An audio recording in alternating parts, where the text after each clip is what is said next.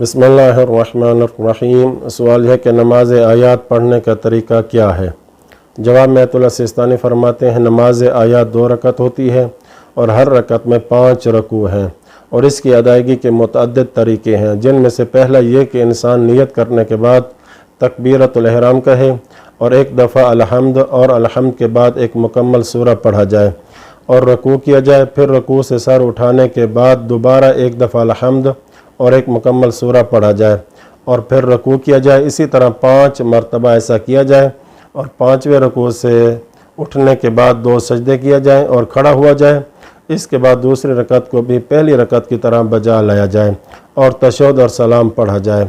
दूसरा तरीका नमाज आयत पढ़ने का ये है कि नियत करे, फिर तकबीरतुल इहराम कहे और अलहम्द पढ़ने के बाद एक सूरत की आयतों को 5 हिस्सों में तकसीम किया जाए और एक आयत या इससे ज़्यादा पढ़ी जाए, बल्कि एक आयत से कम भी पढ़ी जा सकती है, लेकिन एहतियात लाजिम की बिना पर ज़रूरी है कि जुमला मुकम्मल हो। इसी तरह एहतियात वाजिब की बिना पर ज़रूरी है कि सूरत की इब्तिदा से शुरू किया जाए। नीज़ एहतियात लाजिम की बिना पर सिर्फ बिस्मिल्लाहिर्रहमानिर्रहीम के कहने पर इक्तिफ़ा न किया जाए और हर आयत को इन खसूसियात के साथ जो बयान की गई हैं पढ़ने के बाद रकू किया जाए और फिर रकू से सर उठाया जाए और अलहम्द पढ़े बग़ैर सूरह के दूसरे हिस्से को पढ़ा जाए और रकू किया जाए और इसी तरह 5वें रकू से पहले सूरत को तमाम किया जाए। इसके बाद दूसरी रकत भी इसी तरीके से पढ़ सकता है। मसलन जो शख्स अलहम्द पढ़ने के बाद सूरह इन्ना अंज़लना पढ़ना चाहता हो, वो इस तरह अमल करे कि नियत और तकबीरतुल इहराम के बाद अलहम्द को पढ़े और फिर कहे बिस्मिल्लाहिर्रहमानिर्रहीम इन्ना अंज़लनाहु फ़ी लैलतिल क़द्र।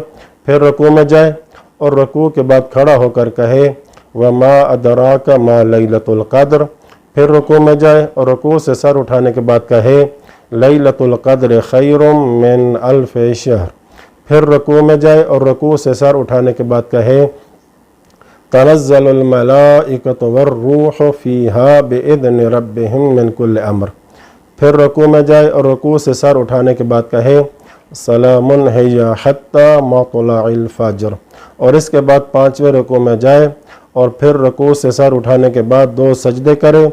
इसके बाद फिर दूसरी रकत को भी पहली रकत ही की तरह बजा लाए और 2 सजदे करने के बाद तशहहुद और सलाम पढ़े।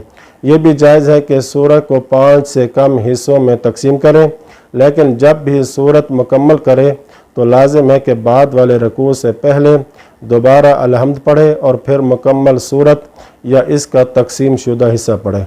इसी तरह एक और तरीका मसलन सूरह तौहीद को ले लीजिए, यानी अगर इंसान नमाज आयात में सूरह तौहीद पढ़ना चाहे तो चूँकि एहतियात वाजिब की बिना पर एक आयत के बदले में बिस्मिल्लाहिर्रहमानिर्रहीम कहने पर इक्तिफ़ा नहीं किया जा सकता, इसलिए जायज़ है कि आयात के एतबार से नहीं बल्कि मुकम्मल जुमला होने के एतबार से सूरह तौहीद को 5 हिस्सों में तकसीम करें।